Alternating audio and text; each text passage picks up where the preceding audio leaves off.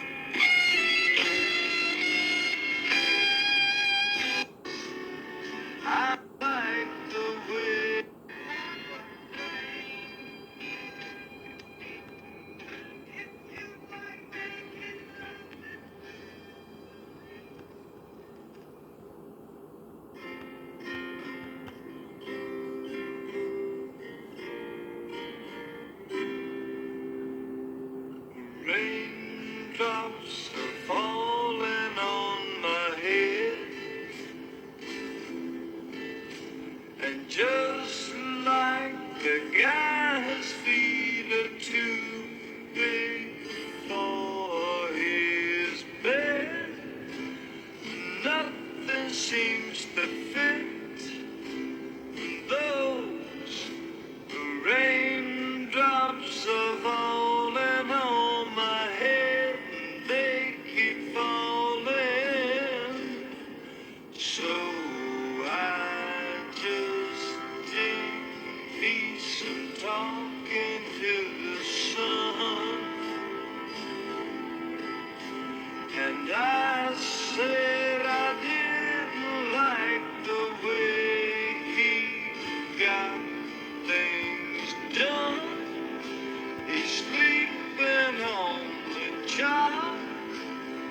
Those raindrops are falling on my head. They keep falling. Salutations to the Truth Core. But there's one thing I know. This is The blues they installment sing of 101. won't Title is The Gnostic Warning. So finally the moment comes to open up the file on the right and to see what it says and what mythogen might be found in those materials. The source materials for the file on the right are the Nag Hammadi codices and other works in Greek which have been attributed to the Gnostics or provide some evidence on the mysteries. And I must advise you that this material is extremely scant, and it is in a bad condition of preservation. So the dossier for the Sophianic file, as we may call it, presents problems of reconstruction of the evidence contained in that file. So this material has to be handled with great care and meticulous attention.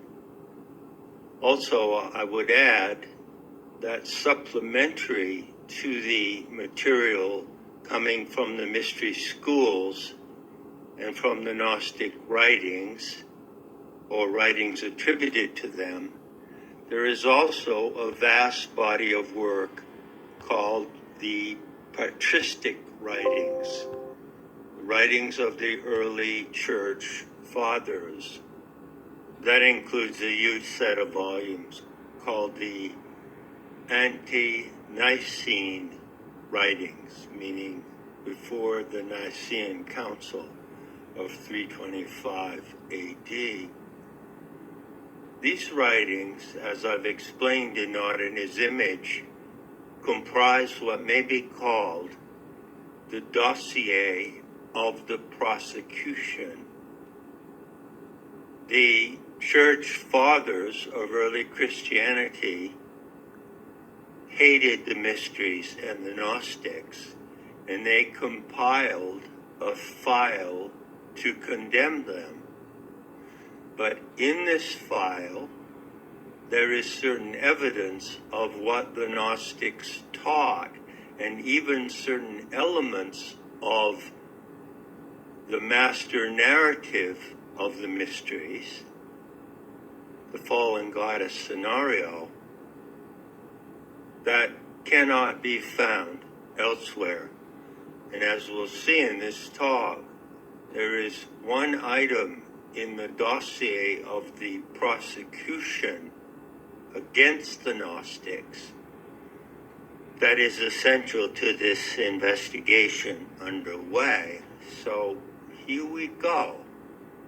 I'm going to reach over to the far right and bring over the Sophianic file, which is race-specific to the Aryan Caucasian peoples, the white races, and in particular to the root stock of the Aryan races represented by the ancient Persians, who spoke the language of Avestan, which is an ancient form of Farsi. What I'm going to show you now, we haven't done so far, but everything I've said in the preceding 7 talks builds up to this moment. I'm going to open these 2 files simultaneously and compare them. Before I do so, however, I'm going to show you a little trick. This trick explains how I prepare the forensic question that I take in my approach to these 2 files. So I'm going to reach out to the stack of 40 files and I'm going to whip out 3 of them, like taking cards out of a deck. But I'm going to choose 3 cards from the same suit, like the suit of clubs, for instance. What do I mean by that? Well, I'm going to choose 3 files that come from geographic locations in the world in proximity to each other. The Sumerian files in non-Semitic languages, the Egyptian file, and the Greek file. Now, if you picture the geographic situation, you see that the Sumerian files come from the Middle East, the Egyptian files from the Nile Valley, and the Greek files from the area of Greece, including the Greek islands. These 3 areas are in geographic proximity, and their cultures and peoples in ancient times were likewise in proximity, and they mingled with each other. So I'm taking 3 files in the same suit, and I'm asking the question, do you find in these 3 files the same entities under different names? Do you find mythological parallels? Or do you find, even better, to refine the question, that these files in some way refer to each other? Are there elements in Egyptian mythology that refer to the Sumerian material or to the Greek material, and vice versa, the Greek to Sumerian, the Greek to Egyptian? Remember that all the clues in the world don't count unless you know what crime has been committed. So you go to the crime scene with a particular question. And the results of this question I'm posing now are immediately revealing. What you find is that yes, there are similar entities or parallel entities that appear under different names specific to those races and the languages they spoke. Just going to take one example again, because if I went into this at length, it would take the entire half hour of the talk. Let's take a well-known figure of Thoth from Egyptian mythology, the god of writing, the Sacred Scribe. Well, you find Thoth, or the equivalent in Greek mythology, as Hermes.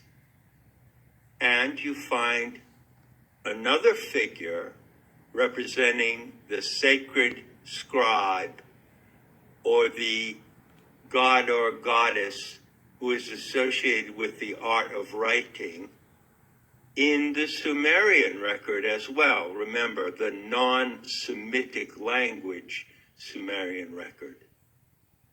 Do you know who is the representative of the Sacred Scribe and who is attributed with introducing the art of writing in the Sumerian record?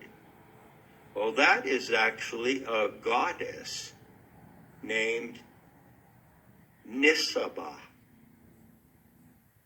And curiously, if you look at the Egyptian material, of course, Thoth stands out as the great scribe and the fountainhead of the Hermetic literature, which is said to come from the Egyptian mysteries. But you also find a prominent figure in Egyptian myth, a goddess named Seshat. And bear in mind, by the way, that a goddess, in quotes, in Egyptian religion is not necessarily a divine entity, but may well simply be the leader of a certain priesthood or class of priesthood. So Seshat was a female figure associated with the art of writing, and in particular with the keeping of historical records. So you find both the figures, Thoth and Seshat, in Egyptian myth, with correspondences to Nisaba in the Sumerian and Hermes in the Greek materials. So you do find the evidence of similar entities, but that is not the key question I'm bringing to the material. Question I'm bringing to the material is, do these three different files actually refer to each other? You see the difference? I'm not saying do they carry corresponding images or parallels, but do they actually refer? Is there anything in Egyptian mythology that refers to and directly addresses the contents of Sumerian myth or Greek myth? Is there anything in Greek myth that directly refers to Egyptian myth? Not simply